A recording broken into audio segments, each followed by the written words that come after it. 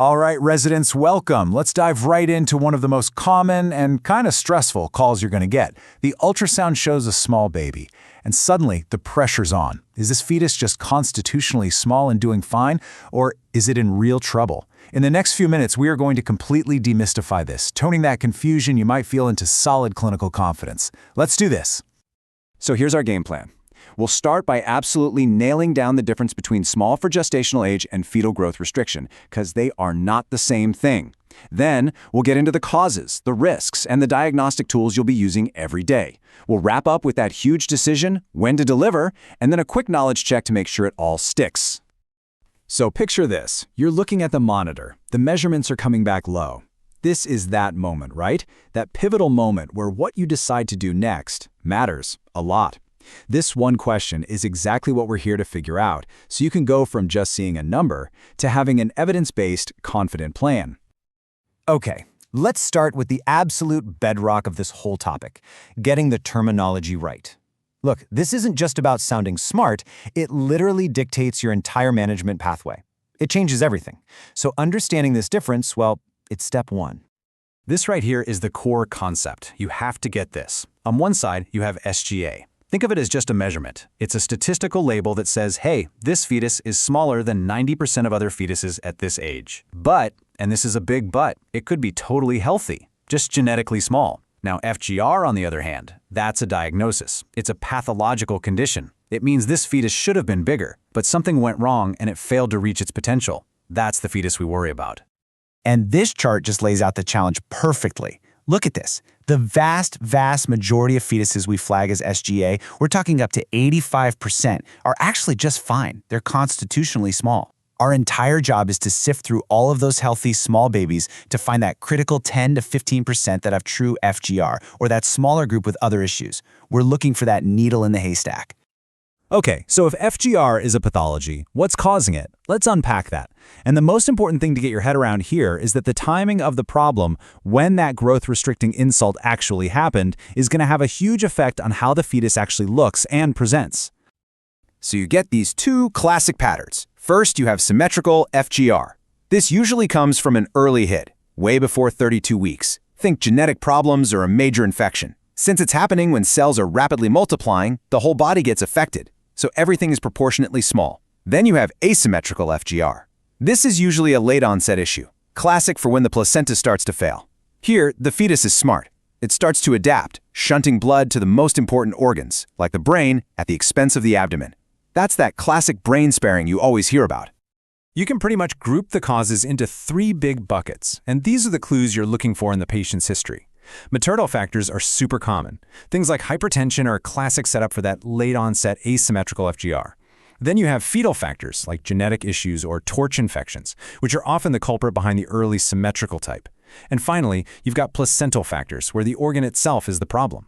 Really, placental insufficiency is the final common pathway for so many of these cases. So why do we care so much? Why is getting this diagnosis right so incredibly critical? Well, because the stakes are sky high, not just for the delivery, but for the rest of that person's life. This is why we screen so carefully. The immediate risks are, frankly, terrifying. Stillbirth, not having enough oxygen during labor, major metabolic problems right after birth. You have to remember, these babies have used up all their reserves. They have zero tolerance for stress. But it doesn't end there. FGR can have major long-term effects on neurodevelopment, and it's a perfect example of the developmental origins of adult disease. It actually increases the risk for things like hypertension and diabetes decades down the road. Okay, so we know the what and the why. Now let's get practical. How do we actually go from just a suspicion of a small baby to a concrete diagnosis and a monitoring plan?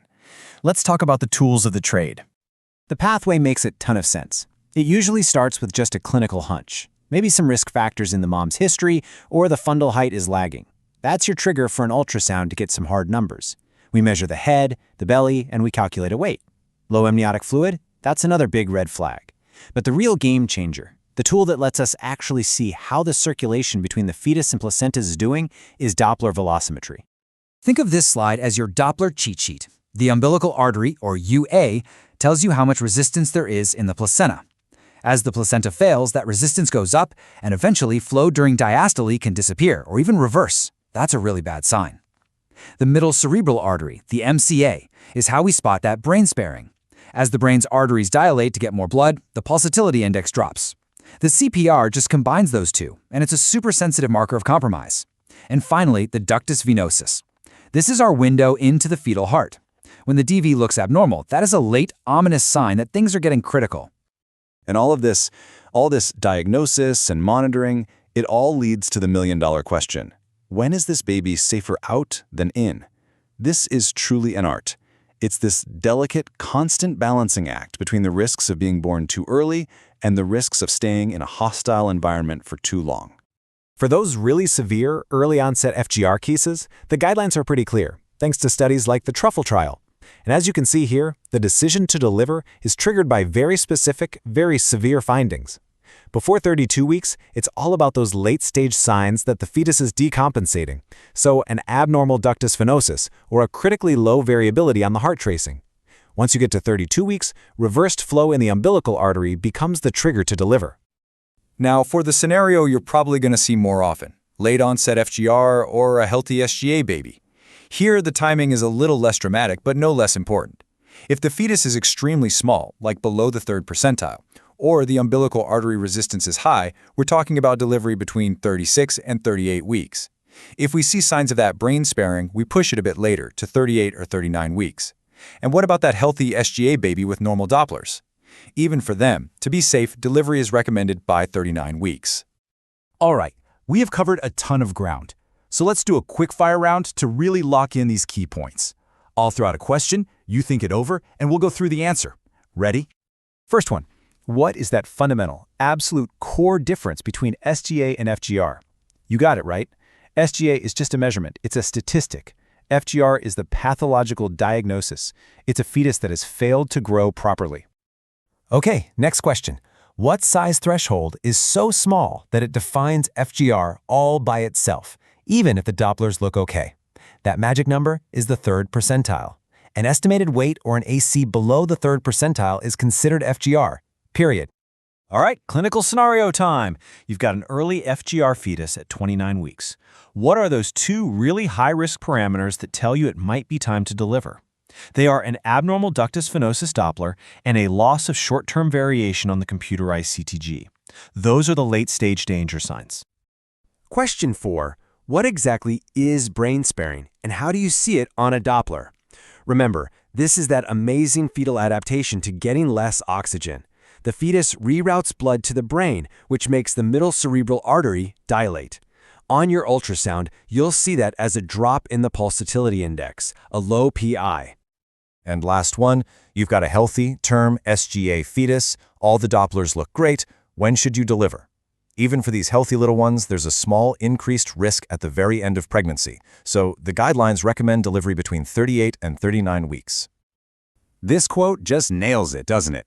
The goal is to delay delivery as long as possible to achieve fetal maturation while avoiding the sequelae of fetal acidemia.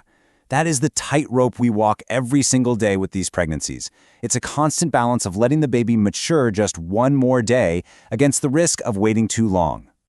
And that really brings us to what's next. Right now, we're really good at monitoring and reacting. But the next frontier, the future, is all about prediction.